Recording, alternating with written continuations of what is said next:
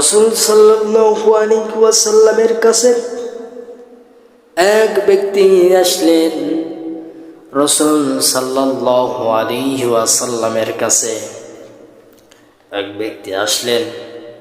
আসার পরে বললেন, ইয়া রাসূলুল্লাহ, ইয়া হাবিবাল্লাহ, ইয়া রাসূলুল্লাহ, ইয়া হাবিবাল্লাহ, যদি সামান্য কোন জিনিস হয়, কিঞ্চিত পরিমাণ যদি হয়,